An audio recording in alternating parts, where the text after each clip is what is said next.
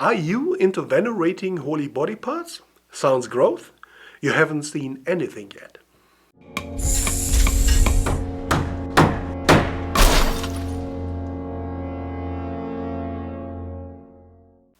One of the more special aspects of medieval piety is their complete obsession with relics.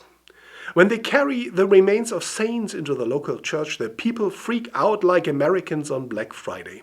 On this high holiday of American consumerism, normal and completely sane people turn into werewolf-like predators. They gather in the early morning light, and as soon as the stores open, they stampede through the doors like a crazy herd of cattle.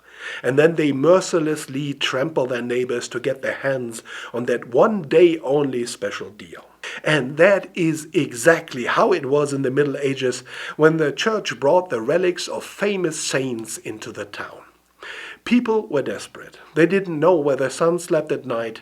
The medical art was crude and costly. Death was everywhere. And you knew you were a sinner, and the devil had a special place for you in the barbecue. So what can you do? You can enlist the help of a saint. God has a lot to do with all those desperate people praying for help.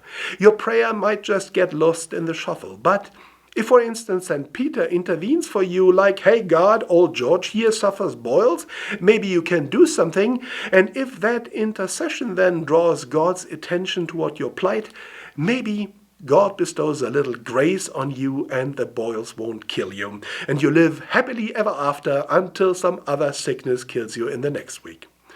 When those desperate people ran into a procession where the bones of a powerful saint were paraded through the street, religious frenzy could overtake the crowd, and they stormed the procession and they ripped the bones of their saints apart. And everybody who could grab a piece of saint hoped that that piece would do something for them. That unmet demand for salvation created opportunities for clever entrepreneurs. No saint was too obscure to not be repurposed as an intercessory agent who could sway God in your favor. There were so many relics that Martin Luther famously remarked, "There are so many nails from the crucifixion around to shoe every horse in Saxony." And as the history of the Reformation unfolded, the practice of venerating relics was discouraged.